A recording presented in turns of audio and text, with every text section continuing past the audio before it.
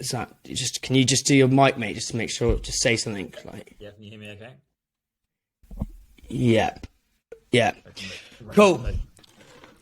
All right, mate. We'll just do a 3, 2, 1 countdown. Jump in. I'll be writing notes as well. If I'm looking down, I am listening. I've had that before. Like people like, mate, you listening? I'm like, yeah. I'm just writing notes. It's just because I sometimes go like that. It's just like, no, I'm literally, I couldn't be more present. It's just like, I'm writing notes. Cool. All right, 3, 2, 1, go. Hello there, people and listeners of the Hungry Podcast. Today I'm absolutely thrilled to welcome Dr. Simon Chard onto the podcast. Simon is the co-founder of PÄRLA, who are supplanting the kind of the stale, rotting chewing gum market with this fresh new take on toothpaste. These toothpaste tabs, they've had some insane success in a very, very short period of time. One listings at Waitrose, Boots, Ocado, and they really are kind of disrupting that category. Simon is also the host of a podcast that I really, really, really enjoy called One Small Change. And they've interviewed some amazing guests. Matt Willis from Busted, which was just an epic interview. Mo Gorda, I hope I haven't butchered that name, mate, from Google, who's got this whole episode on happiness, and that it really, really did kind of make my week listening to that and change my perspective. On top of that, Simon's a very busy man. He's also runs his own dentistry clinic called Rothley Lodge Dentist Practice. And look, mate, I'm super, super excited to have this conversation today, mate. Thanks for having me on, Dan. I'm a big fan of the podcast, and I'm looking forward to chatting through everything today. Amazing. Well, yeah, as we've just found out that we both actually went to the same school, albeit quite a few years apart. So I think it's very, very interesting. That's where I want to start. Actually, is kind of your childhood and how you became how you become obsessed with becoming a dentist. And for me, it's really interesting. In doing prep for this conversation, the whole idea of a smile and what that makes people feel, and doing that for someone is super, super powerful. And then there's lots of like kind of parallels between dentistry and, again, outside looking in, to setting up and running a successful brand, like problem solving, empathy, leadership. And I'd love to kind of explore those parallels. But I suppose the first kind of question is, what was the moment when you were growing up that was like, right, I want to be a dentist? Like, where did that come from?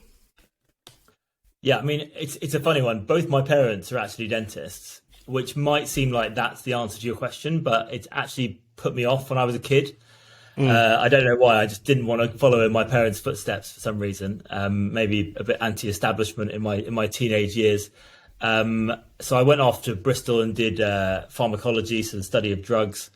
And then my first day at Bristol, the guy living next door to me was a dentist, and I sort of saw over the first few weeks even how much of a community there was in dentistry, how much they were enjoying it, how practical it was, how much of an impact they were having on their patients' lives. And sort of from that moment forward, realised that was the path that I wanted to go down. A complete switch from there. That was then my focus, and got onto the fast track course at King's, and that's the history behind how I became a dentist, really. And then I think once I got into King's, I sort of became maniacal with my passion for the space. I've always been a bit of an average student throughout my life, certainly at school, didn't really excel in anything in particular. It was only when I got into dentistry that I sort of found my calling and became, I guess, a very different person. I mean, my mum showed me a video of my 18th birthday party the other day, and I had to be coerced up to give a speech. And I was sort of very shy and retiring, and I guess the opposite of what anyone who's ever met me nowadays would think of me, because it only has to be a Thursday for me to want to give a public speech nowadays. I lecture around the world. I've been on live TV. Obviously, we were on Dragon's Den, and none of that really phases me. I guess because I'm always talking about that's something that I'm passionate about. So yeah, that's kind of the background, really. So a bit of a jaggedy, meandering path to becoming a dentist, but I think it's testament to the fact that when you find something that you're truly passionate about, you can really excel. And I mean, I won Best Young Dentist in the country in 2015. I'm about to become the president of the British Academy of Cosmetic Dentistry. So I've been very fortunate to have a very successful career so far, but I guess only down to the fact that I was lucky enough to find my passion. It's so interesting. And one of the common themes to every single guest I interview on this is that there's always some kind of childhood insecurity that actually sets you up and almost gives you that kind of fodder to ferociously like chew on, to give you that drive. And I genuinely believe kind of the other side of drive and tenacity is kind of this feeling of potentially insecurity and inadequacy growing up.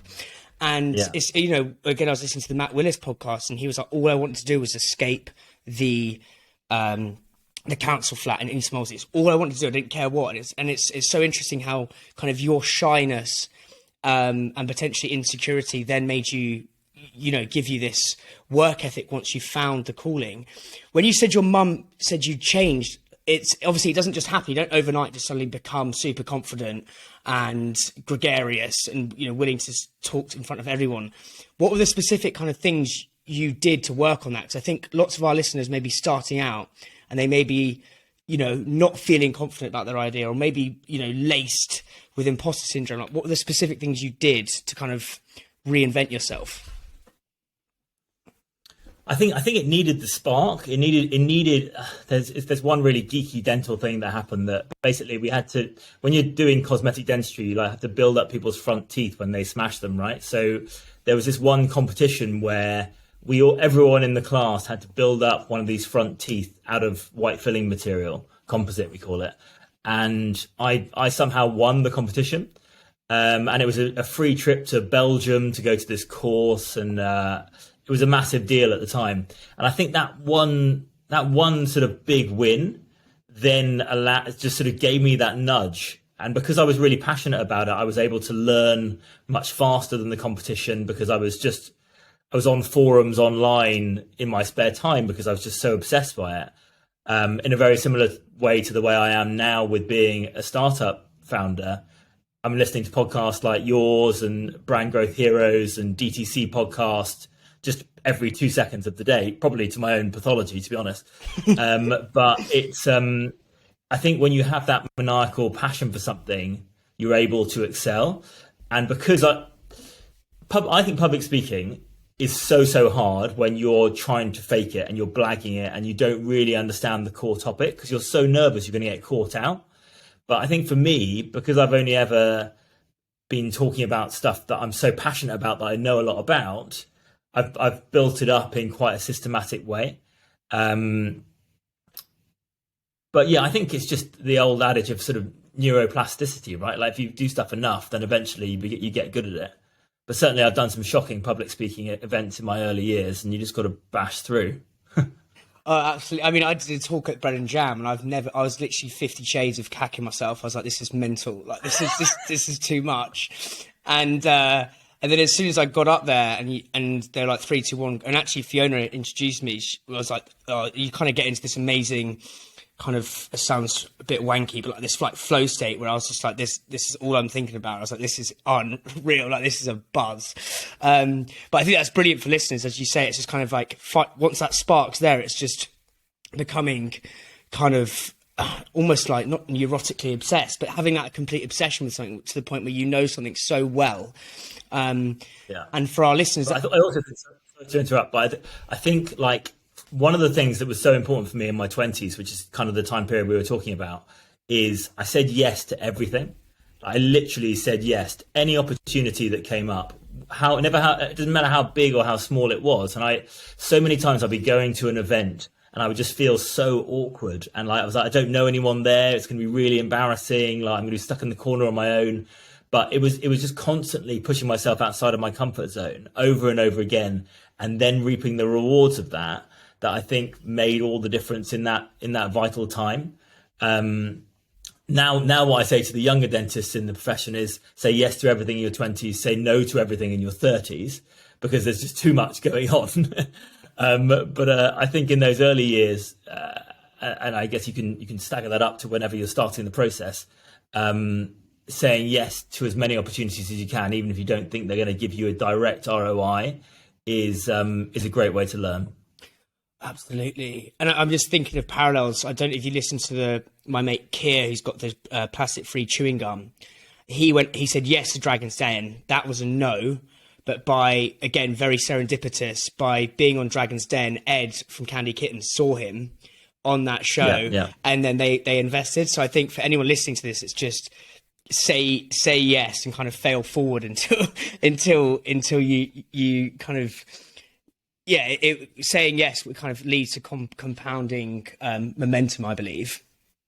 So when I was growing up, actually, I had a proper train, like a ghastly train wreck set of gnashers, to be honest, mate. And I had this huge underbite, and I kind of looked like I was in DC-10, like just as a 5-year-old, like constantly, like just had a horrible underbite.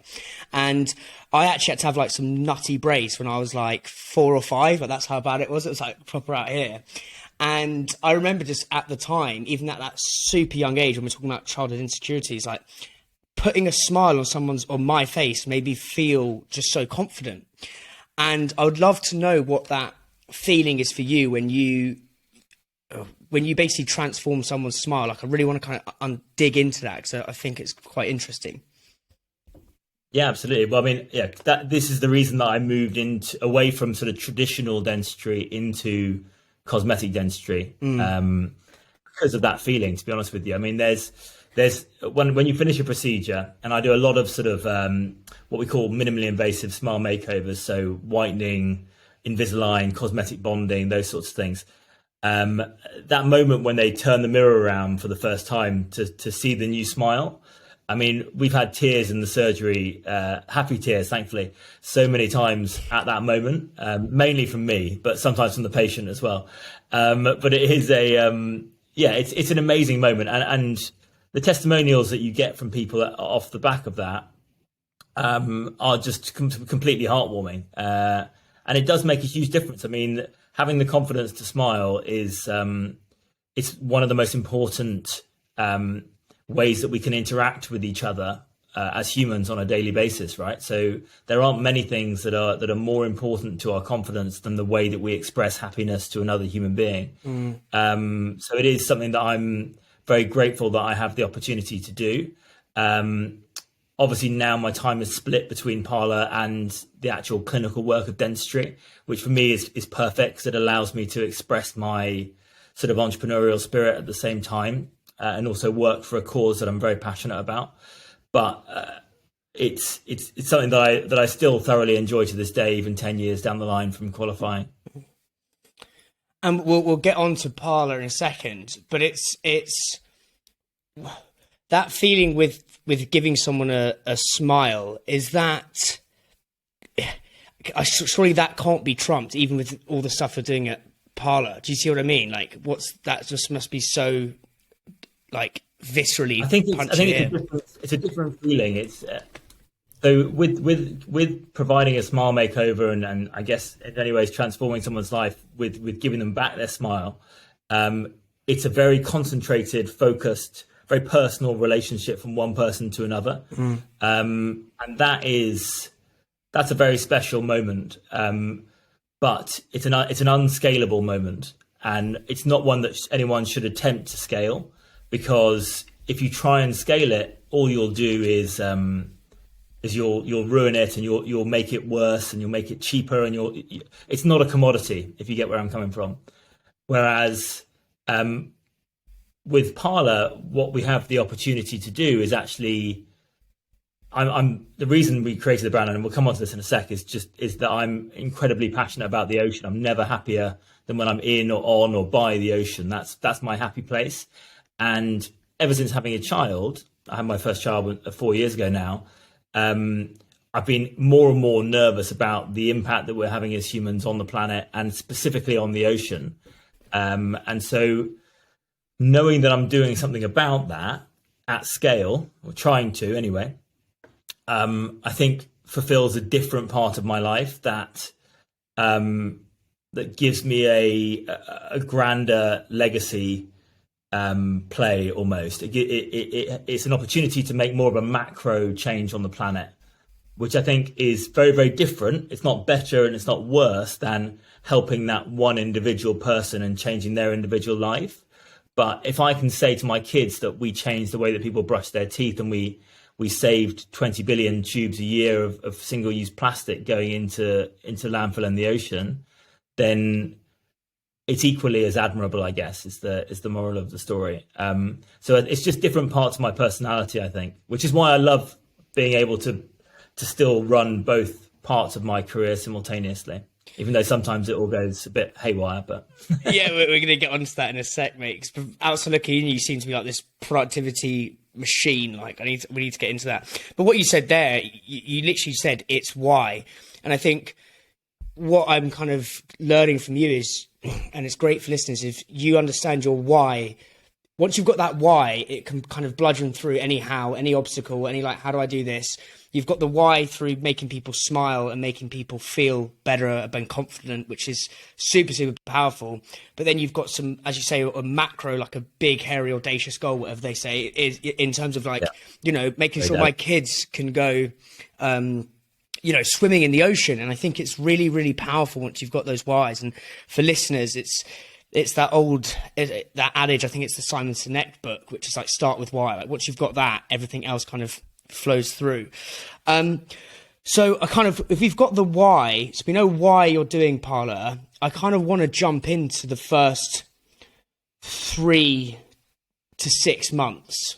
So talk to me, where were you exactly when the idea for PÄRLA came kind of floating in from the ether, if you want to call it that, and you're like, bosh, right, this is it, like this is my thing? So the moment where we decided it was going to be toothpaste tablets, I can tell you exactly where we were. We were in my co-founder Adarsh's reception in his practice on Wimpole Street. The moment that I guess we all came together was actually on the phone outside of the front of my house. I've set up a few very, very small startups in the past. I set up a protein fruit smoothie company with my brother when we were sort of teenagers, called Blends with Benefits. There's always, I set up a Thai brand and a Scrubs brand, and none of them have ever gone anywhere. But there's always been this desire to start something. And I've seen oral care, and I've been very involved with oral care for a long, long time. I mean, I was on the Channel 4 TV adverts for Oral-B a few years back, and Rona, my co-founder, was the face of Sensodyne and Regenerate and these other toothpaste brands. So we've been very involved with the business side of things, as well as doing our clinical work, just because we're high profile dentists in the UK. And I've always been looking for a way to create something different in that space, because I've always thought it's been broken. And I think it was only when this plastic focus came to mind that the two things came together.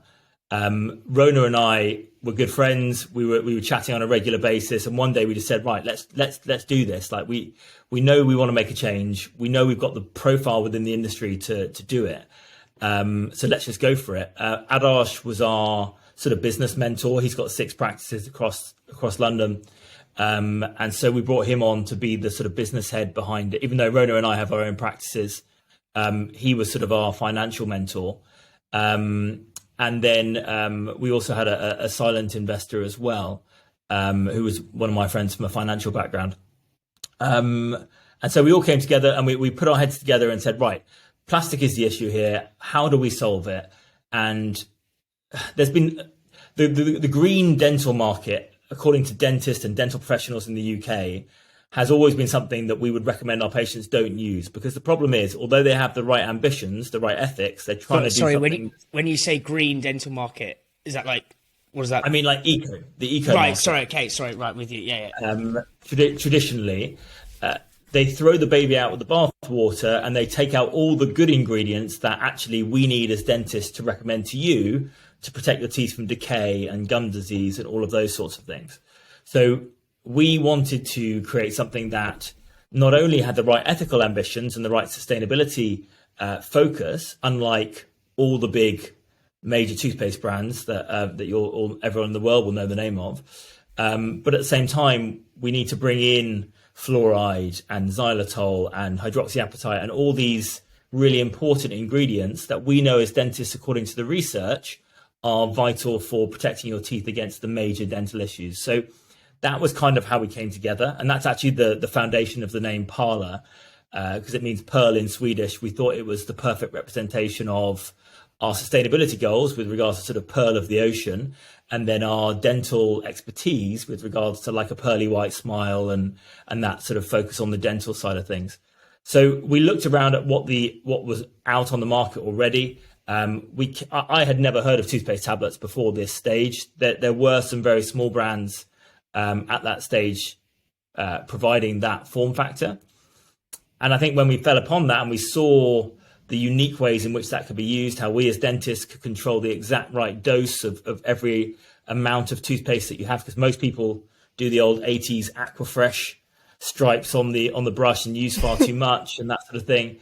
But that was where the sort of genesis of the brand was, and that was back at, well, that was in the sort of early 2019, and it took us a year to get to launch, March 2020, right at the start of the pandemic, which is good timing.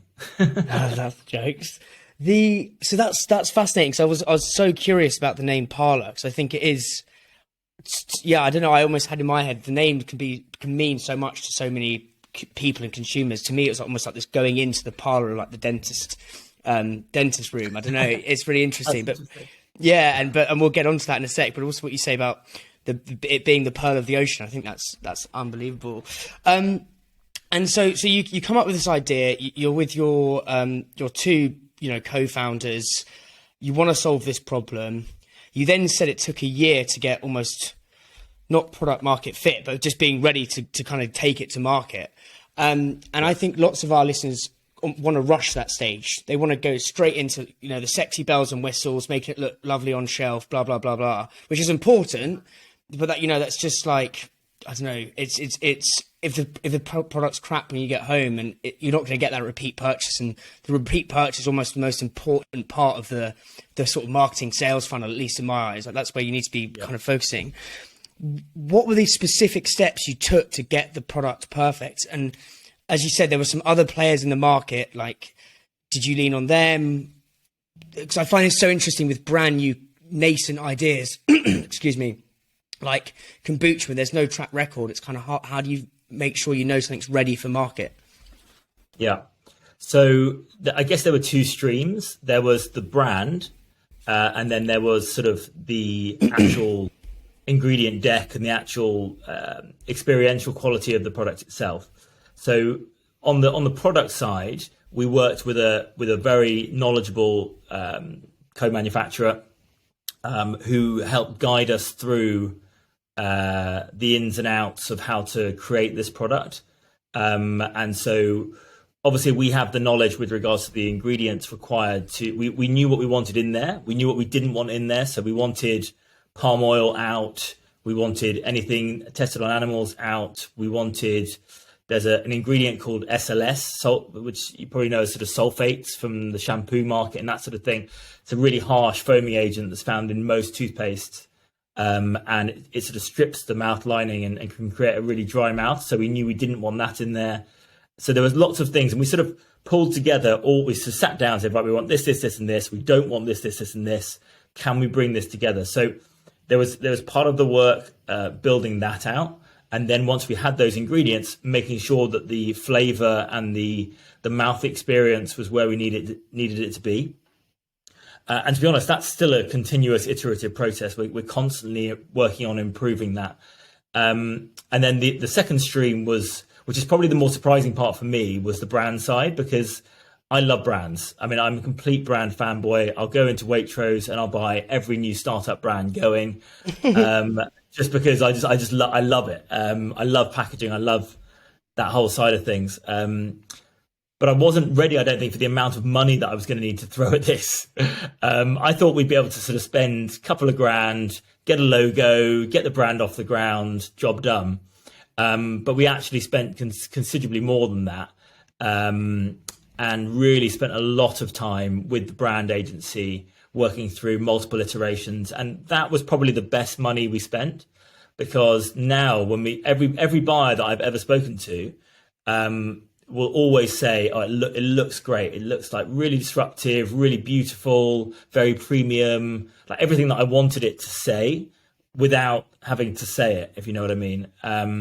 So if I can give any advice to people starting out their brand, spend proper money with a proper agency on getting the thing branded, building the brand well, because little things like we've got these beautiful illustrations across all of our packaging. And I love those illustrations so much. I mean, I probably will get a tattoo of one of them one day.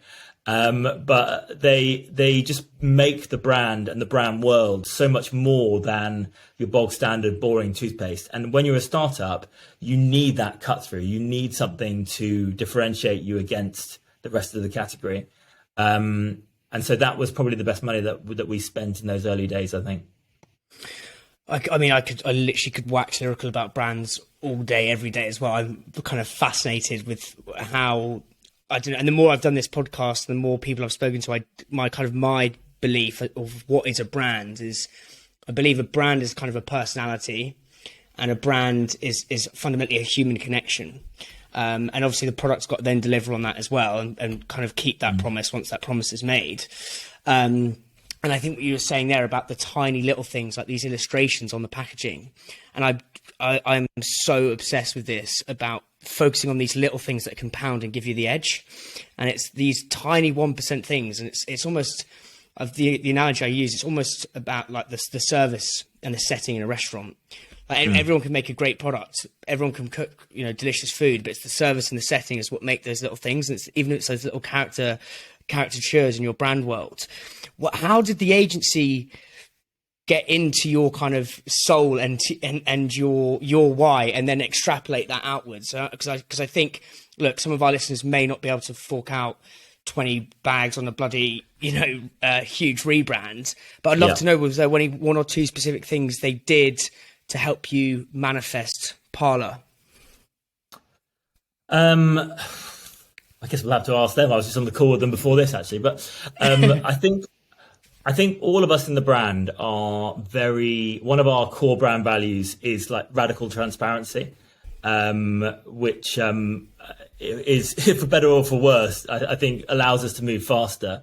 And I'm a very open individual, and I think all of my other co-founders are as well. I think with that, it allowed us to speak very transparently, speak very openly right from the beginning. I think on top of that, we had because we're all quite similar people, we had a very clear view of what we wanted the brand to do and what we wanted it to be. And I guess it was that clarity of messaging in the early stages that meant that they were so close on the first iterations that we were like really not very far off at all. So I guess maximum openness with them, knowing what you want. And when I say knowing what you want, certainly I did so much work on like bringing together mood boards myself of the bits and the components that I liked from various different brands, Aesop, Le Labo, Glossier, like all of these different brands, and also not within your category. So I wasn't going around being like, oh yeah, let's have that from Colgate or something. Bringing in ideas, and I think because I am a fanboy of brands anyway, I could see the parts that I liked, and we were able to bring in all these different components and merge it together with our personality. We knew we wanted it to be sort of edgy. Shoreditch was something that we always used to say back in the day, and bringing in all these different components alongside the sort of passion for the ocean, and you'll see sort of waves in the illustration and that sort of thing. So yeah, that's where it all came from, I think. But I mean, the name I actually came up with myself before we went into that branding exercise. So I guess that helped a bit as well. Were there any, I asked this to everyone, I asked this to Camilla from Rude Health, to Luke from Lucky Saint, were there any other names that didn't make the bill pre-PÄRLA? Oh God, it's a long time. I haven't got a great memory, to be honest with you. But I think we definitely entertained the name Pearl, but we just thought it was too basic and too sort of, too obvious. It's like calling yourself like premium or something. Like it's like if you're calling yourself premium, you're not premium. So I can't remember the exact names that we looked at, but I think once I said PÄRLA, everyone immediately we were all aligned on that. Even though it's quite a unique name, I think immediately we thought we all aligned with it very well. And Rona, my co-founder, made me promise that I'll call my next child PÄRLA, which I agreed to at the time. But No, but I think it's such a banging name, and also always ask yourself the question: could this go on a t-shirt? Could this go on a cap? Could this go on a? Yeah. And it's in many respects it could be. PÄRLA is way more than just. It's a brand. It's a big brand, and I think that's the question you've got to ask: is like, how far across can it go? I think what I want to jump into. So your first malt listing was it Waitrose or was it who was first? It was Sainsbury's. And I think this is really interesting. Well, yeah, we were. I think we may have been Boots Online first. It was definitely around a similar time, both October 2021. So, quite, that's not that long ago. So I think maybe we'll work on Sainsbury's, and I would love to know kind of how you prepped for that meeting, and I think this would be super actionable for our listeners. And what were the three kind of key messages you want to land? Because if I'm right in saying none of you kind of had challenger brand FMCG experience going into that, right? We didn't, but I had a strong group of advisors behind me that did. So I had a lot more information than I would have done if I was just a random dentist rolling in with no experience whatsoever. So that was helpful. I think one thing we've always come away from our buyer meetings with is just positivity around the amount of prep that we've done for the meeting. It comes from my sort of lecturing days. I'm fastidious about my deck design, and having a well built out brand also helps with that, because we had all these illustrations that we could throw all over the deck, and we had this FMCG information coming from our advisors, which meant that we kind of knew what the buyers wanted to hear to a certain extent. But I think a lot of it just came down to the fact that we had correct product market fit, and we were lucky with the time. Big supermarkets are looking to reduce their plastic waste. We are a plastic-free toothpaste company. So for them, as long as we fulfill all of the necessary requirements around margins and price points and where we fit within the category, I think it was a bit of a no-brainer in many ways. And it wasn't without its hitches. I mean, we had the conversation with Sainsbury's originally end of 2020, so it took us a year actually to launch with them. But we launched in Future Brands, which is their incubator program, which has been absolutely great for us. The team have been lovely, and I think in many ways it's one of the best places to start that Sainsbury's Future Brands program, because they do know that you're a small startup. They know that you have cash flow issues and all of those sorts of things, and they're very, very helpful in that regard. But yeah, I think the best advice I can give is just make sure you really prep well for that first meeting.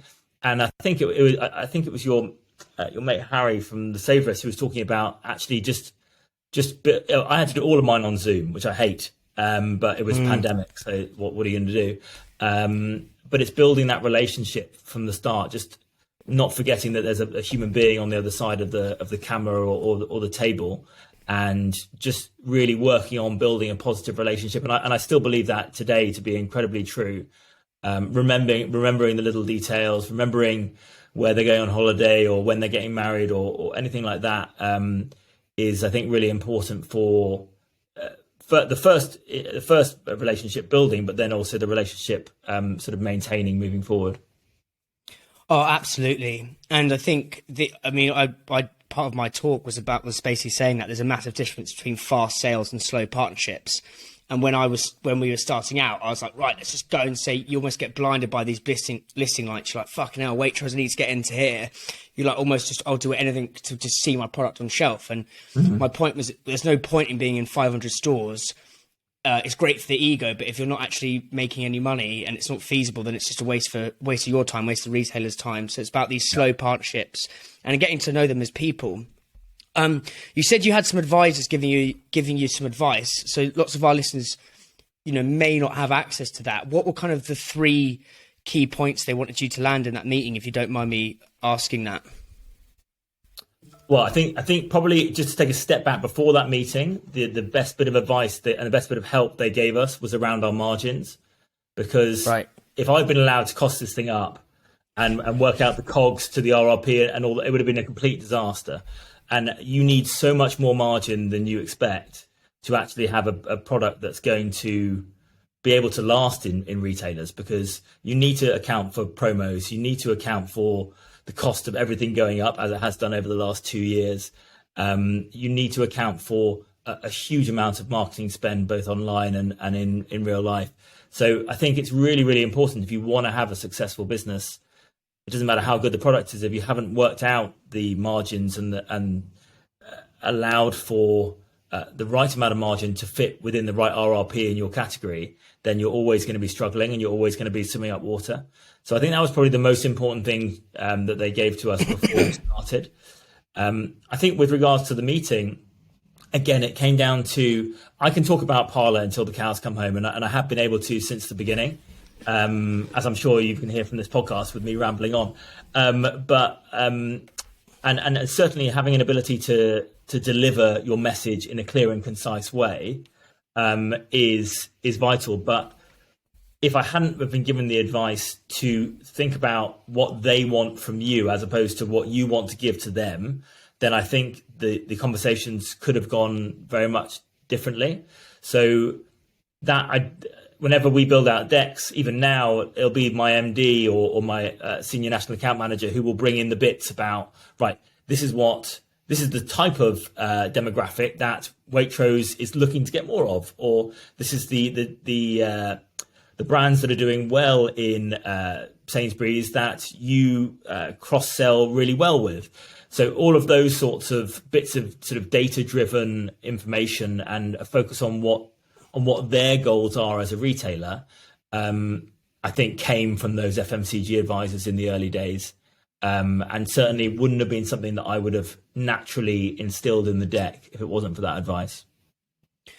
No, and that's brilliant. And I think we got stung with that, and we went into retailers, won't say the names, but it just didn't work because we hadn't factored in, okay, you got almost the GM1, GM2, so that's with your promo, and then you've got GM3, which is like how much you've put in for the actual trade marketing, and you need that for the off shelf, you need that to drive the listing. So I think that's a brilliant, fudgy piece of wisdom for listeners.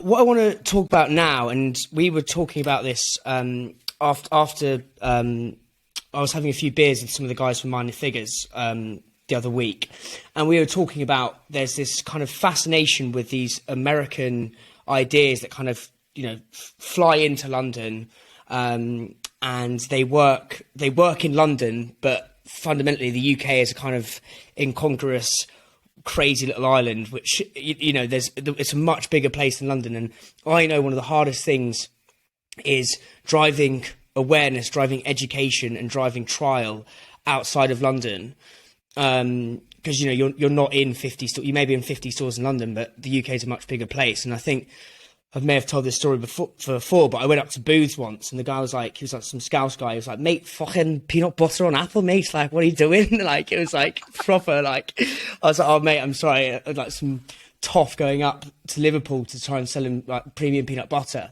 But I think it is a that's the truth of our industry. So, how are you guys educating people outside of London on what the product is? Because, correct me if I'm wrong, it's a tab you take, and then that will that's how it works, right? Yeah, so it's basically a straight replacement for toothpaste, but it's a dehydrated tablet of toothpaste that you just chew, and then it turns into a paste in your mouth, and then you brush away as normal. So, look, the biggest challenge in our industry, and this is what I learned a lot from your chat with the Seedlip founder on this, is when you're trying to change the habit of a lifetime, and his was alcohol, ours is something that you literally do hopefully twice a day, which is use toothpaste. You've got to do our biggest challenge is education. Number one thing we have to do is explain the problem to the average consumer. And the problem is that every single tube of toothpaste that anyone's ever used still exists somewhere on this planet because they last for 500 years. gradually breaking down and making their way into our ecosystem and eventually into our own blood, if you've seen the recent study on microplastics. So that's the issue. Now, the unique thing about us is that a desire to save the planet is not necessarily a London-centric problem. And actually what we found, although our sort of branding and our premium visuals and our sort of mass premium marketing price point would mean that we deliver well in London, what we've actually found is that places that have a linkage with the planet and nature and the outdoors, really, we also deliver incredibly well in. So, for example, Truro, we do incredibly well in, because a lot of people in that part of the world, in the southwest of England, are living by the sea, and they're outdoors every weekend, and they care a lot about the planet, and they want to look for sustainable alternatives to their traditional products that they're using. Same thing with Edinburgh and Scotland. We have a sort of a disproportionate amount of performance up there comparable to the sort of in-person trial and sampling events that we're doing in that location. And I think the other thing which is really interesting for us is that because we have a high penetration and a high profile within the dental industry with dentists and dental hygienists, we have PÄRLA in about 300 dental practices across the UK. So we have our own little brand ambassadors, and those are definitely not London-centric. We have all of our brand ambassadors all over the country already, and this is a network that's growing rapidly, who are recommending to their patients to use these products because they know that they deliver on what they need them to deliver on from an oral health point of view, but also they mean that you can do away with the single-use plastic and the unethical ingredients and the animal testing and everything else of the traditional sort of old toothpaste. So I think that gives us a bit of a unique network that you wouldn't find from your sort of stand. I mean, blends with benefits. For example, my protein fruit smoothie company, I literally went on a road trip down the west coast of LA, saw that product in the States, didn't see it in the UK supermarkets, so thought, here's a bright idea, I'll replicate it in the UK. So that was a perfect example of what you're just describing. But I think with PÄRLA, we've got, because it's got more substance to the why, as you discussed earlier on, it connects with people in a different way that just sort of a standard FMCG product, I think, maybe wouldn't. No, there's so much in that, mate. And I think what I think is really interesting is how you can almost not change your why, but make your why and the problem you're solving more mass market. Now, that obviously with you guys, you're saving the planet, like that's easy. But I think for our listeners, if you can just slightly change, I don't know, I'm thinking out loud here, but like kombucha is one of the hardest things with kombucha is getting people to understand the benefits of it. It's quite a complicated product. But if you could change your problem from like it's full of bacteria to like it makes you more, I don't know, talking about the benefits, it makes you more confident, or it makes you making that why and that problem you're solving more mass market is really interesting. And I think that's something listeners could definitely do. And then also what I found, I was going to ask you about this because I believe there's this massive difference between brand awareness, which is like kind of the top of the funnel, and then brand depth, which is almost where you're creating those diehard fans and the evangelists who will, wear PÄRLA t-shirts, tell PÄRLA, be at the pub, you're talking about PÄRLA, but like using this chewing gum. Sorry, not chewing gum. That's a very heinous thing to say to you. Sorry, mate. This kind of these toothpaste tablets. And what you said about almost using your network of dentistries up and down the country to almost be the brand evangelist and drive that regional awareness and depth. How do you turn those guys and girls into diehard kind of evangelists versus just kind of proponents of the brand, if that makes sense? Look, I don't think you can make someone care about the planet. I think either they do or they don't.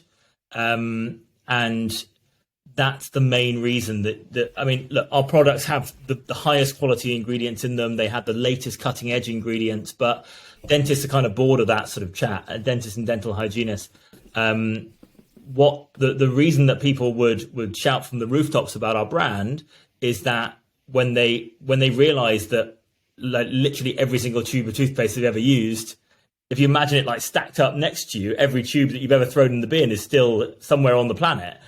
I think people that hits quite viscerally. Certainly it does for me. And I think we're quite fortunate within the dental industry that it's quite it's people who are already in healthcare. They're already helping people. And so they kind of have that mindset a little bit already. They're also all business owners themselves. And so a lot of them are business owners themselves running their own practices.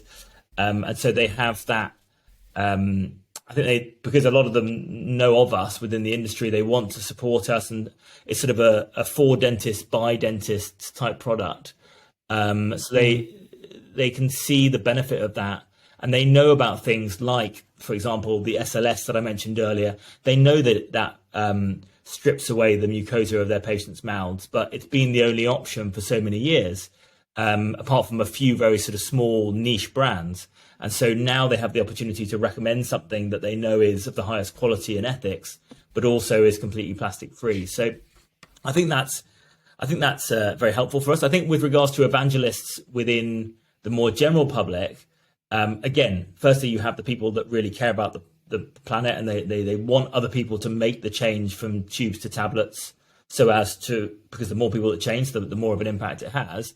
But also it's quite an interesting, novel thing, right? And I think, especially when people see it in other people's bathrooms, it's kind of a bit of an immediate conversation starter as to what that thing is, because it's so different, and everyone in the world uses this problem. Certainly everyone in the Western world uses this product on a daily basis, and so it's something that you can chat with everyone about, and everyone uses it, which is, I think, a very important benefit for us as a category to try and penetrate. No, definitely. And I love that so much, because that's what I was trying to dig at, is like with electric cars, for example, yes, both consumers want to make the planet better and reduce the pollution, but there's a reason people are diehard fans to Tesla or other brand versus the others. And I think it's interesting how you create these it's the Kevin Kelly article. I think it's 1,000 true fans. You get 1,000 true fans, they'll tell all their mates, and it compounds. Yeah. And what you said there about, and there's something I haven't actually talked about on the podcast, but it's that almost thinking about, yes, getting your brand picked up on the shelf is really important, but it's also how does that make people feel when it's in the home? And I think it's really interesting, because on the shelf you've got 3 seconds. Well, I don't know what the actual thing is.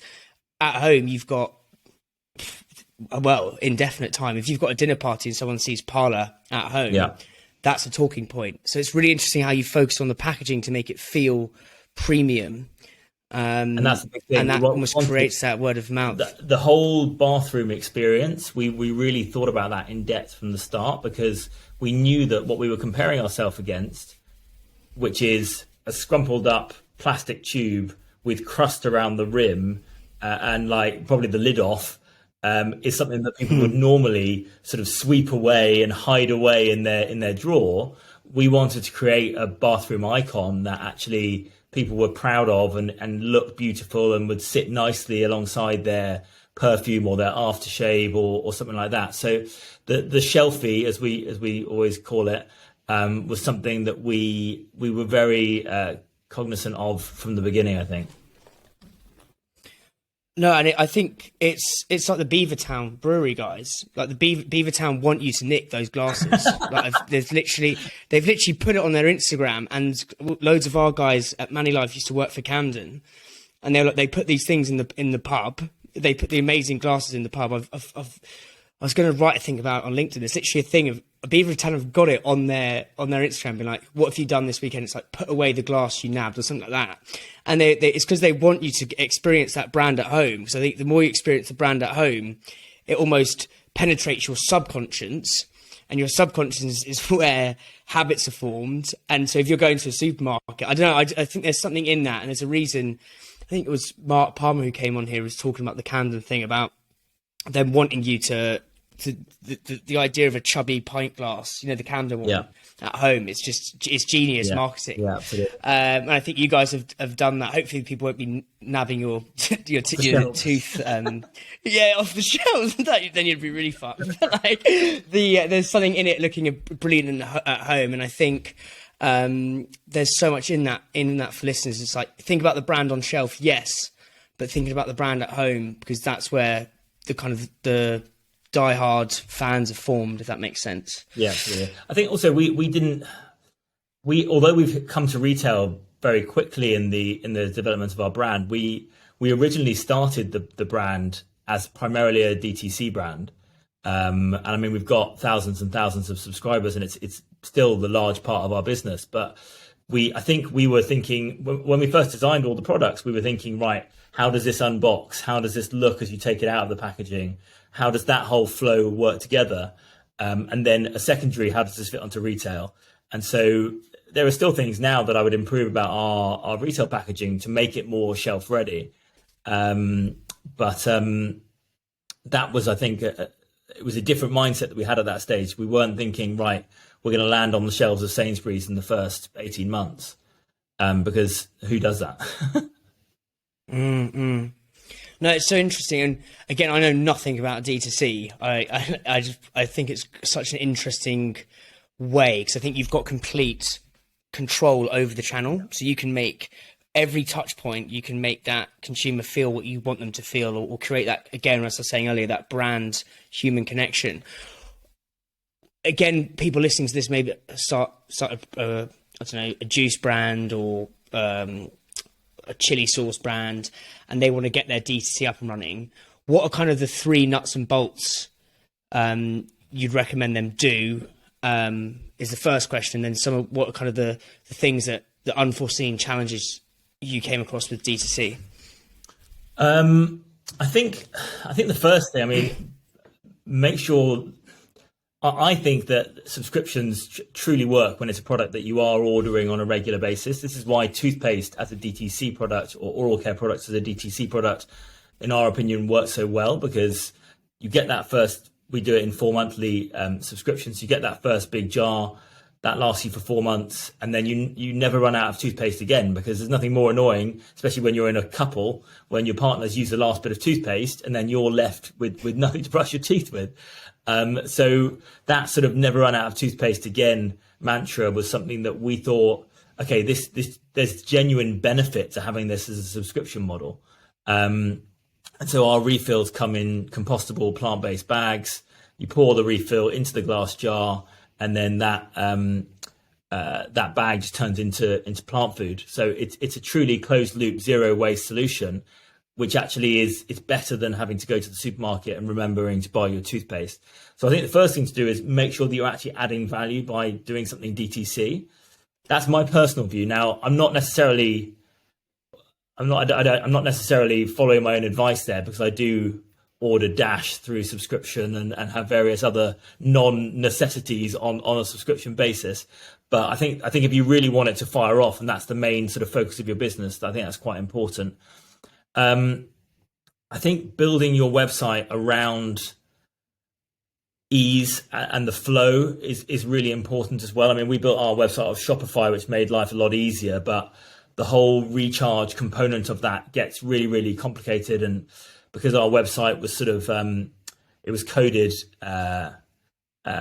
sort of in a unique fashion, it's been quite complicated to sort of and expensive to retrofit added functionality into the subscription after we built the website in the first instance. Hopefully that made sense. I think that was a bit of a disjointed conversation. But yeah, so I would say if you're going to build a DTC website, try and build it with someone who has a true understanding of what a recurring subscription, how it should work, because it can be quite complicated. And yeah, really, really think about the packaging and what you want the packaging to do. And as you've come to repeatedly, I think, in this conversation, how you want the packaging to make the customer feel. Because I think we were guilty at the beginning of maybe being too mindful of COGS, not spending enough on the experience with our sort of first rounds of packaging. And I think it maybe underwhelmed a little bit with some of the earlier runs. and then we revisited it. We just created this beautiful brand world, and now the unboxing experience is delightful. And so I think that's another thing. Like, just yes, it may seem expensive, but you've got to focus on getting that lifetime value of the consumer, as opposed to how much you're getting from that first transaction. Oh, absolutely. I think those things, and the kind of the way I like to look at all of these things I'm obsessed with food and restaurants. Like, I've got 2 chefs coming on this week on the podcast as well, and I'm obsessed with the way there's a guy called James Cochran. He's 1251. It's a restaurant up in Islington. And he was the winner of Great British Menu. Super interesting guy, but. Yeah, I mean, I could talk about that all day. But what I love about chefs so well is it's like, as I was saying earlier on, it's like the food is important, but it's the extra little things. So the music, the smile, ironically, of the waiter, the learning your name, the setting, all these things are actually they're like the music. They add the feeling to consumers. And what you guys did there about, investing in how it makes you people feel when they unbox, that is like the service and the setting of a restaurant. I think for anyone listening, it's, as you said, invest in it, because it makes the difference. It creates the longevity in the consumer. The other, what I want to talk about now, mate, and I've done a lot of in doing research for our conversation, I think you were talking about it with Matt Willis on your One Small Change podcast, and highly implore our listeners to check that out, because it's a really, really interesting conversation. But I love Stoicism. Like, I could badger on about Stoicism all day. I know there's something about smiling in the face of adversity, and I think Stoicism allows you to do that. I mean, my kind of default brain is kind of a bit of a cocktail of chaos in some respects. And I think Stoicism allows you to be really calm and like just focus on what you can control. I suppose the first question is, when did Stoicism enter your life? And kind of what are some of the key Stoic quotes that you kind of really strict, like you kind of keep in your back pocket? I mean, for me, I think the two, and as I said, I'm such a kind of a warrior and overthinker about everything. I think it's Marcus Aurelius, which is, we suffer more in imagination than reality, is really pertinent to me. And then external things are not the problem. It's your assessment of them, which you can erase right now. So it's like not getting, you can control your reaction. It's like in between stimulus and response. I think it's the Viktor Frankl quote. Those things are really powerful. Don't take all the quotes I'm about to say. Oh, sorry, mate. I'm going to leave you dry. Sorry, mate.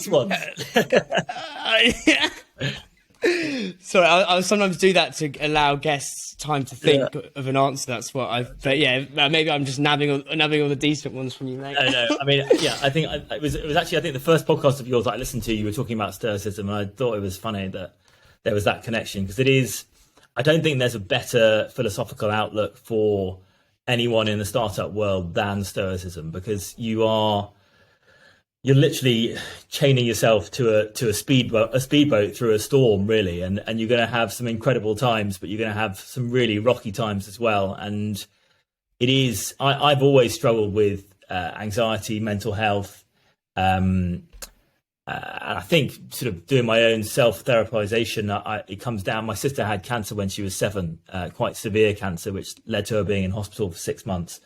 And I think that plays a really big part in who I am as a human, both for better and for worse, to be honest with you. But Stoicism has been a really sort of solid anchor in the middle of that. I think there's a book, 365 Daily Stoic Quotes or something, I think it's called. I don't know the exact name. If you just Google Stoic 365 days, you'll see it. Ryan Holiday, I think, wrote it. And I've been reading that every day. First thing I do in the morning when I wake up is read the quote out of that book, probably for 3 years now, I think. I travel with it. It goes everywhere with me. And it's been sort of chewed up by my kids. And it's not looking in the best state, but it goes with me wherever I go. And I think, as you say, I mean, it does give you that, it just balances, it just levels everything out. The startup world is so like this. I mean, we've had some absolutely, I've been in some of my worst states as a result of this business. And I think that's important for people to understand who are starting out on this, because it starts out as a side hustle. It's like a little fun thing to do. And then if you're lucky, it turns into something far greater, as it has done in my case. But as you alluded to earlier on, I'm spinning a lot of plates, and sometimes all those plates come crashing down simultaneously. And you need to be able to manage that. And I'm not always the best at managing it. But I think the quote there's a few things from Stoicism that really spring to mind. The first one is kind of similar to yours that you mentioned, but it's a slightly different one, which is the coward dies a million times, the brave man dies only once. And I think that speaks to catastrophization, which I'm very guilty of doing, and thinking that, oh, this is going to be the end of us. This is the end of the brand, or this is the end of, or this is going to go terribly, or something like that.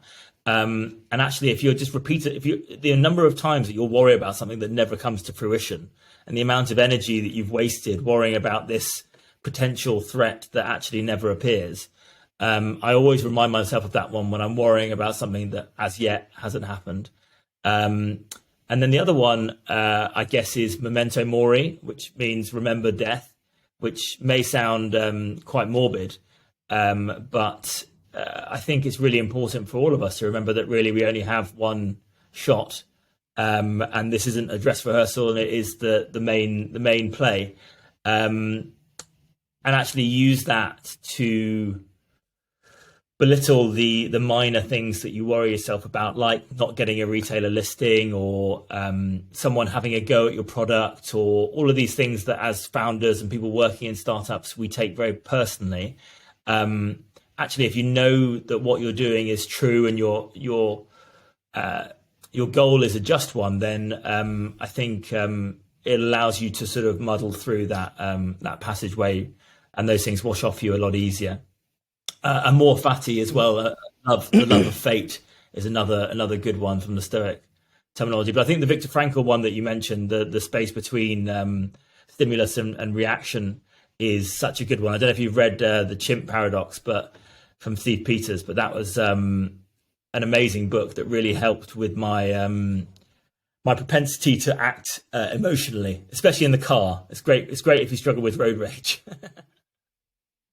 Well, that's the thing. I mean, it's quite interesting. I mean, it's hilarious because I've got these quotes in my back pocket, and I meditate. I've been meditating for 6 years. I see a therapist. Well, I don't see one anymore, but it's like I can't control it. I react super emotionally to things, and I think. But the beauty of the Stoicism stuff is it's almost like I don't know, it clears away, because sometimes your thoughts can just be like malignant and mendacious and not real, and they're just percolating in your mind, and I'm so bad at catastrophizing everything, and Stoicism just comes in and it's just like, I think someone said Stoicism's like the spiritual windscreen wipers or something like that for your own head. Good. And I think that's just it's so powerful. But what you said there, mate, and maybe you don't feel comfortable going in there, but you said your sisters had cancer at a really young age, and you said that has really shaped who I am now. Do you mind adding some colour to that? Because I think that's quite potentially interesting for our listeners. Yeah, sure. And I think insightful. Like you mentioned the Matt Willis podcast, but the themes from that podcast across all of the guests that I had, Jim Chapman, Dan Murray-Serter, Ben Aldis from Peloton. I mean, we had a real range, but all of them had this level of trauma in early life, leading to I think what some people would describe as a weakness, i.e. anxiety or something of that sort, but also that's what drives them to be successful. And I think I'm literally like the classic caricature of that situation. My insecurities and my anxiety and my weakness drive me to be a complete over the top perfectionist. Everything has to be spot on. Everything has to be a success. And it's not a particularly healthy way to be, because everything can't be perfect. Everything can't be a success. People are going to hate you. And like, even within my small community of dentistry, as I say, I was nominated the fourth most influential dentist in the UK. So I've got quite a high profile, but with that sort of tall poppy syndrome, and I am 6'4", so I am very tall, comes this, people wanting to take shots at you. And I deal with that awfully. and I have a very thin skin when it comes to that sort of thing. So all of that, I think, comes from, at the end of the day, to be completely honest, my mum had to go and live with my sister about 45-minute drive away for 6 months while she had chemo and surgery and all these awful things and tubes coming out of her nose, and it was an awful time. And thank goodness for the amazing guys from the NHS who saved her, and she now has 2 kids and she's doing incredibly well. But it could have gone either way at that time, and I think that's naturally gonna shift your perspective for life. I think the way that the things that happen in our childhood will change the way that we react to things. And I think it's just made me a people pleaser, really. I think I have a degree of sort of abandonment syndrome or something like that. And that just means that I always want to be successful and for people to like me and to drive in that way. So I guess that's I've probably given away too much there, but anyway, that's the truth of the matter.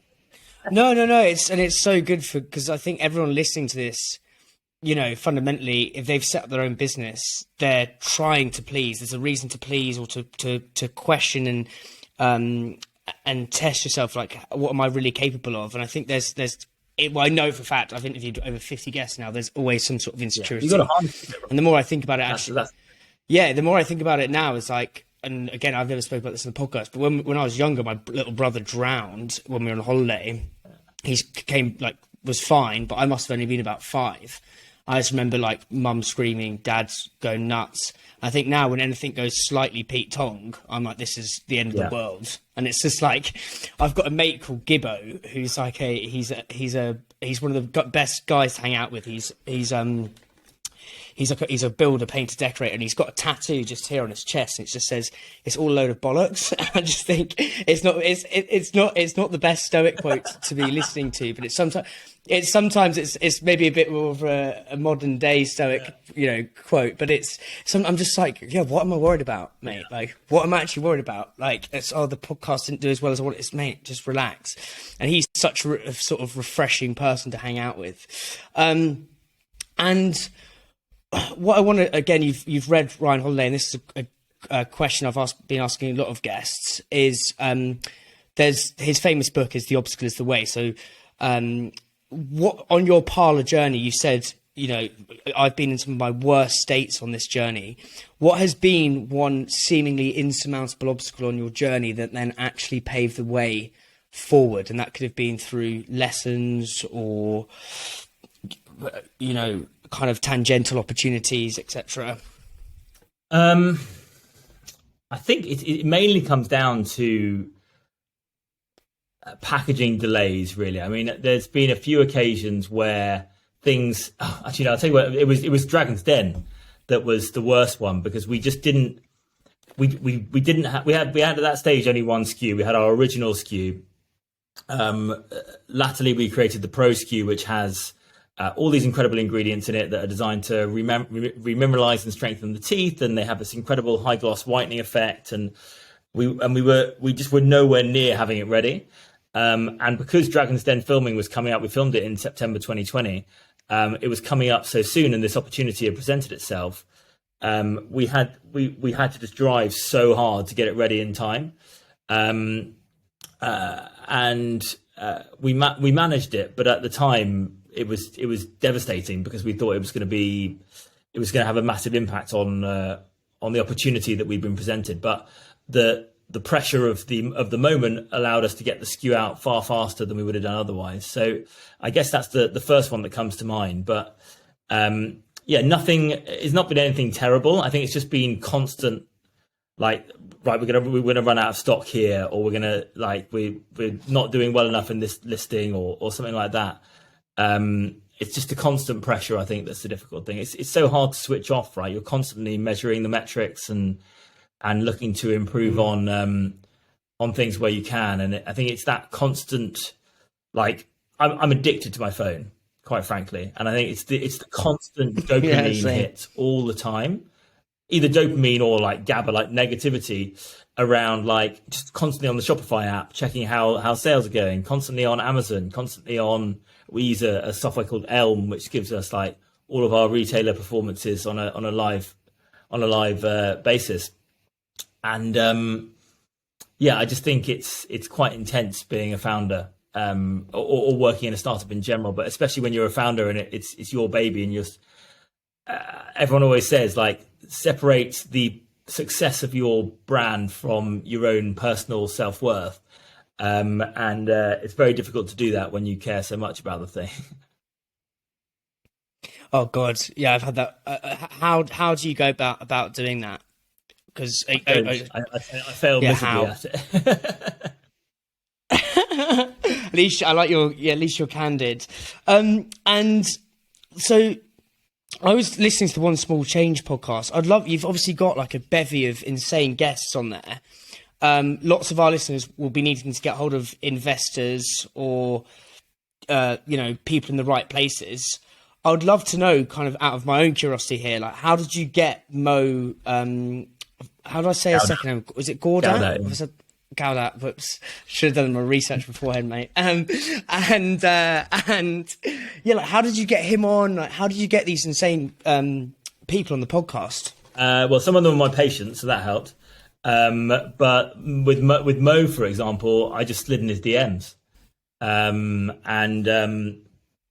I think if you approach people in the right way, you'll be surprised at the outcomes that can come from it. And I've always felt that people in general will always try to help you if you're polite and respectful. And my dad, one of the quotes he always sticks with me that he used to say is "manners maketh man." And I've always believed that actually, if you approach people with courtesy and respect, then you'll be surprised at what the outcomes are. And look, there are loads of people that didn't reply to my DMs, and I don't care. It doesn't matter. Like, people are busy. But yeah, the conversation with Mo, I think, as you said, like when I was recording that podcast in real time, I had goosebumps with the words that he was saying. Like, the man is so intelligent, so emotively connected, and just had such a great. Anytime something's going bad in my life, I just think, like, what would Mo say right now? For those people that don't know, he lost his son aged 19 through a very sad sort of medical error, and he's managed to turn it into such a positive, beautiful event. And especially when you have kids, I think it's everyone should read his book, Solve for Happiness. It's just such a powerful book, and it really can really change your mindset in a really powerful way, I think. But yeah, in answer to your question, getting those DMs at scale. Yeah, DMs at scale. And I wrote a thing about this on LinkedIn the other day. It's saying it's not what you play, and I use the analogy of like a musical instrument. Like, you could give Darius from Pop Idol the same guitar as Noel Gallagher, right? And the way they're going to play very different songs, right? Do you know what I mean? And it's not about what you ask; it's like how you ask it. And it's like, do you have the empathy? As your old man said, like, manners make a man. It's like getting the DMs, but I think for our listeners, it's how you ask is more important than like what you're asking for. And I think that's a brilliant piece of wisdom. And one of the things I love about doing this podcast myself is that I kind of find lessons that you would never kind of see. It's like these nuanced, unearthed lessons that you wouldn't get in a business textbook. You wouldn't get in a course online. And, some of the lessons I've learned is, Camilla from Rude Health, the one that's really stuck with me is serendipity over strategies. That you don't need to have this big plan. It will kind of just believe in serendipity. Jamie Lang said never follow logic. You've interviewed a plethora of like really interesting people. What would you say are the one or two lessons you've learned from your podcast that you wouldn't find in a business book or like business school? I think probably the biggest message is that everyone's going through stuff behind the scenes, and never feel like you're the only one going through things. I think it's amazing how lonely and isolated you can feel when you're going through a difficult time. But all of these incredibly successful individuals are going through exactly the same stuff that you are. Almost all of them have got therapists. So I've had a bit of therapy in the past, but I'm guilty of not having a therapist now. And I truly believe that probably everyone should have a therapist. I mean, I exercise every day in order to keep my body fit. I do meditate every day or most days in order to keep my mind fit, but actually, like, you want to be training your mind ahead of having a mental breakdown as opposed to waiting to have an issue and then have a mental issue. So I think probably the biggest thing that I learned from the podcast was just how everyone's going through stuff and people manage things in very different ways, but use that as solace when you are in a difficult situation, that you're not alone, I guess. And it's almost what the I think it was Matt who said it was prehab, which I think was the perfect way to describe that. Cool. And the what I wanted to jump into now is, again, so I've seen on your Instagram, like, you seem pretty militant with your morning routine, or just your routine in general, and you have obviously got some hacks in. You know, I think you said I'm a lifelong disciple of self-improvement. I think if I've said that right, I think is at the beginning of your podcast, which I think is epic, and hopefully everyone listening to this is kind of on that journey as well. So I'd love to know kind of what, I think Mo described it as a fruit salad. His belief on kind of his religious belief and his kind of the paradox of religion and atheism was a bit like a fruit salad. And I thought that was such a great way of saying things. I'd love to know what your sort of fruit salad is to make sure you're, like, the hacks you go do every day, the kind of the processes to ensure you're fit, as you said earlier, like running a startup. It's like being chained to a speedboat going through a storm. I was like, that is bang on. Like, what do you do to ensure it's a little less choppy out there? Yeah, I mean, I do a lot, to be honest, and I think if I had to distill it down to the one most important thing that I've changed in my life, it's daily exercise. So I work out. I'll give you my full morning routine because I always think it's really interesting when I hear other people's routines, and it's constantly changing and adapting. But I wake up at 4:45, so I wake up pretty early. I go to bed early because I'm very keen on sleep as well. So I wake up at 4:45. As I've already mentioned, I read the Daily Stoic. I do some meditation. I then bash out about, and this probably isn't the best for your mental health, but I try and pick my sort of top one or two things that I need to do that day and spend the time 5 till 6, just sort of nailing those pieces, just so that I feel like I've got ahead of things. Oftentimes I'm working doing dentistry during the day, so it's good for me for PÄRLA stuff to just get ahead of some key bits. And then 6 till 7 I'll work out every day, so it's a combination of, I've got a Peloton, so I'm on the Peloton a lot, or running, or a lot of strength training as well, like CrossFit style strength training, so sort of high heart rate stuff. And then I have a lot of supplements. So I use Heights and Athletic Greens and a variety of other sort of supplements that I've picked up from podcasts mainly over the years. And that's it really. I listen to a podcast on the way into work, try and sort of learn as much as I can do. And then that's it. If I'm working from home, like with PÄRLA stuff, then I'll tend to, there's a local forest near me, so I'll tend to try and do some walking outside as well, just so I'm not stuck inside the whole day, because I think being out in nature is really important.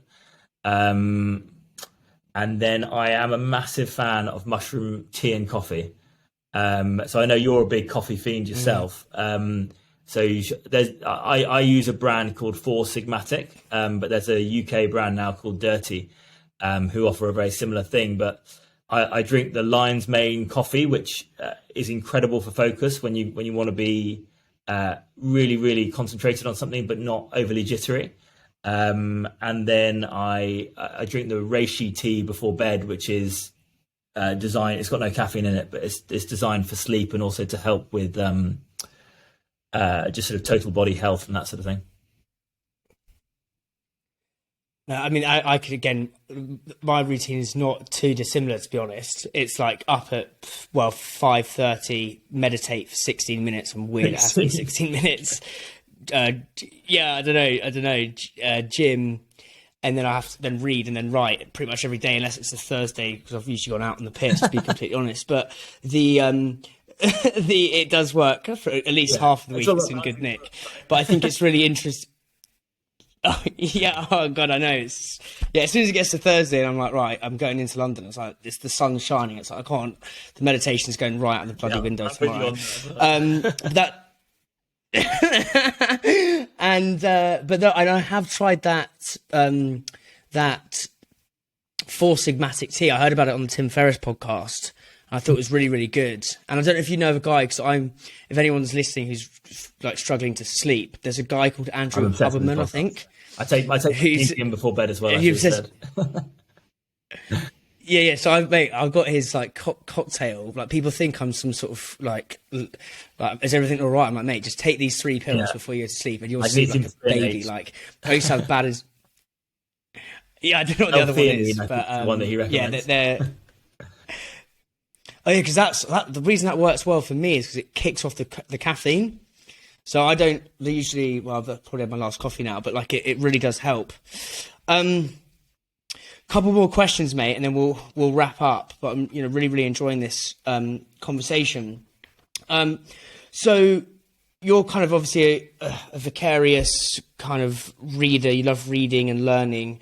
I'd love to know some of what are the maybe 1 or 2 really impactful books that have kind of shaped or changed your life, and where were you when you first read either that or those 2 books? Yeah, sure. I mean, to be honest with you, nowadays I read less. I've got 2 kids, and actually sitting down and having the time to read a book is pretty difficult.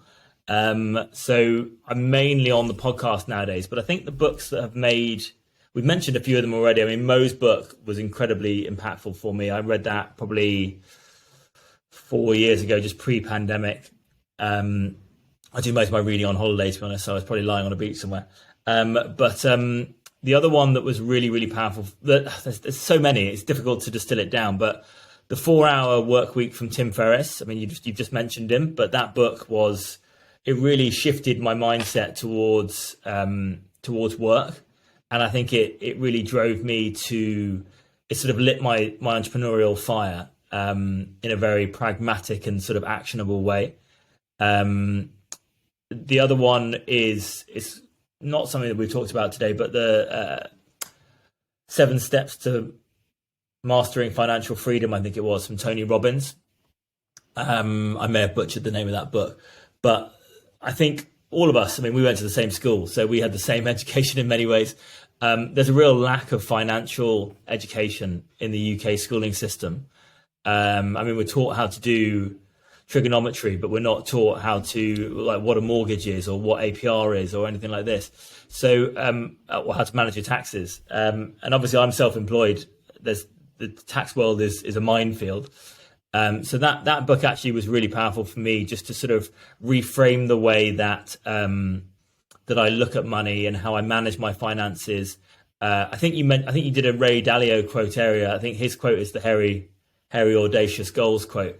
But Ray Dalio's in that book and talks about his sort of asset allocation portfolio thought process. It's a really easy. It's a big book. I mean, it's a solid brick.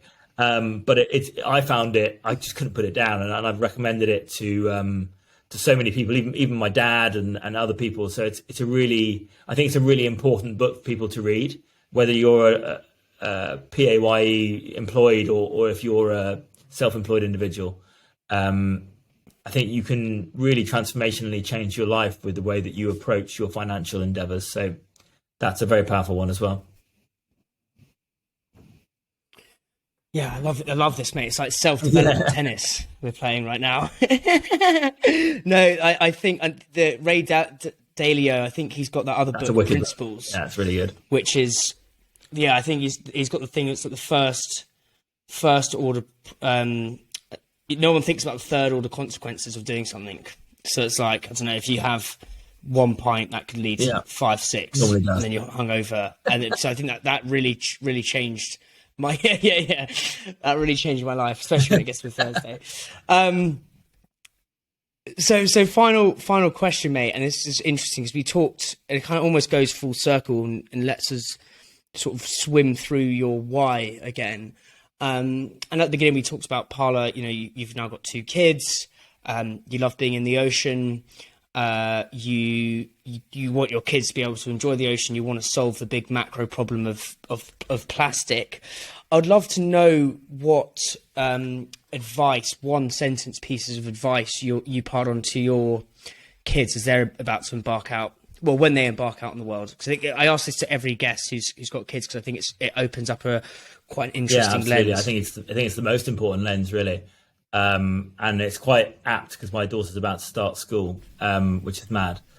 So yeah, they're only 4 and 18 months. So they're still super young. But my wife and I have had this conversation. And I should mention my wife because she's my business partner in the dental practice. And alongside stoicism, she's probably the only other major sort of, well, not the only other, but the biggest anchor in my life for my highs and lows of my emotional status, I guess. But we had this conversation, and I think we distilled it down just to 2 words, which are kindness and confidence. I think something that I'm really, really anxious about with my kids is just the mental health epidemic through children. And I mean, especially with young men, right? I think suicide's certainly, if not the most, one of the biggest killers of men under 25. And although you can't completely protect them against that, I think going into life with confidence is something that if I had my time back again now, I would have been a lot more confident as a kid. And it's something that has really carried me through the latter stages of my life. And it's opened up so many more doors, being more confident in the interactions I have with other people. And I think you get a long way in life by being confident, even if you are out of your depth or you feel uncomfortable or insecure internally. But to caveat that, I think if you go too far with it and you lean into arrogance, then you'll turn people off the other way and you'll isolate yourself as a result of that. So that's why we try and balance it with the kindness side of things, because being kind is obviously goes without saying that it's super important. But I think we felt that gave our kids the best balance between something that's for them, which is the confidence piece, but then something which is for others, which is the kindness piece, and finding the balance between those two, we thought would give them the smoothest journey through their formative years, I guess. So it's perfect timing, I think. The kids in the background, jokes. Yeah, that's hilarious. And I love that. And again, just kind of thinking out loud here, I almost think kindness is the foundation of confidence. So if you're kind in everything you say and you do, you can be confident internally. And I think confidence comes from it's an internal thing. If you're being kind every day to people and kind to yourself, which is something I personally struggle with, but if you're being kind, then the confidence comes out of that. That's a really nice interesting. Way to look at it, actually. They sort of filter back into they're kind of like 2 sides of the same coin. And I also think for anyone listening to this, it's being kind to yourself on this relentless journey. And as you said, it's such a brilliant, vivid, lucid picture in my mind of this speedboat being chained to a speedboat. I think kind of to end on being confident and being kind to in everything you do is super powerful. But mate, I've absolutely loved that. If now I know you're down the road, you must grab a beer in the future. Mate, love that. Thank you so much.